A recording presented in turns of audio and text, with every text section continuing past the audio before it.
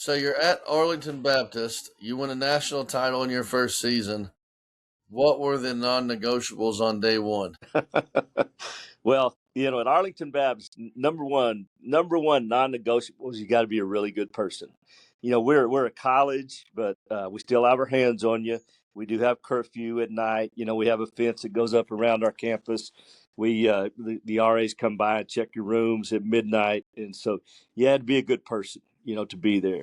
And we tried to do as well as we could with our basketball, and had some really good kids that really bought into our program. We worked hard in practice every day. I kind of got my system in. I'm a guy that likes to press full court. I like to push the ball. I like to create numbers advantages. I like to shoot a lot of open threes. Guys that can shoot it. I like to attack the basket.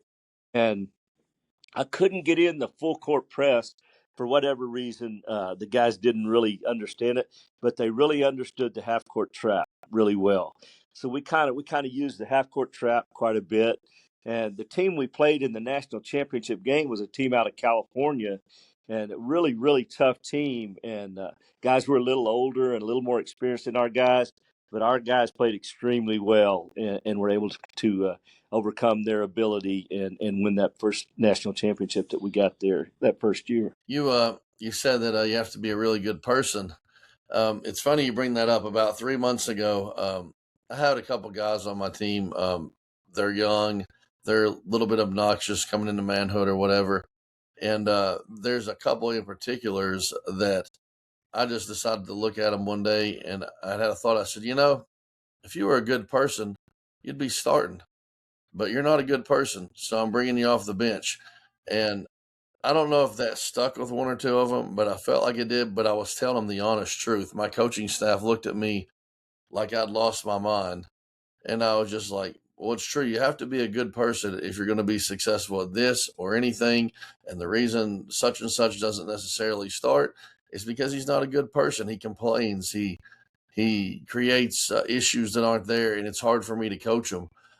So that's the only thing I can do to him because we need him on the floor, and we obviously want to watch him play. He's good, but he's just not a good person sometimes. And there for a couple games, the guys would joke about that. They thought that was a funny type joke, like, well, he's not starting because he's not a good person, and you would kind of hear him mumble under their breath, but it's the absolute truth. Like when you get to a certain level in basketball, to keep continuing to play, you have to be a good person. Absolutely, absolutely. I respect you so much for saying that because there's so much that goes on throughout the country nowadays that the prisoners run the prison, and that's not a good situation. And the kids got to learn that's not going to carry over to any college program. When you get there, you're gonna have to be a good person. You're gonna have to do things right. And I ran into a situation. I had a kid that played on that national championship team, and he was a sophomore.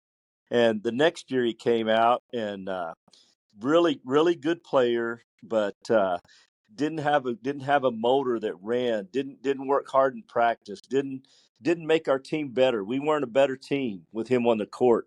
And we got into a conference game, and we were down by 10 with him in the game, and I got him out of the game, and then we went up by like 4 or 5.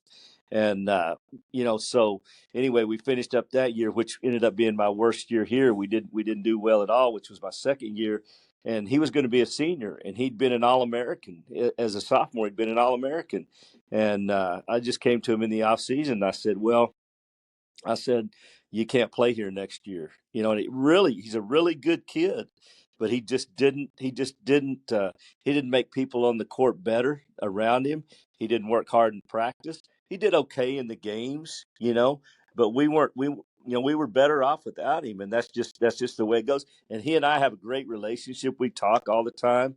Even today, he's got a really good job, but just had to make that tough decision that the team. I always tell my guys the team is more important than any of us.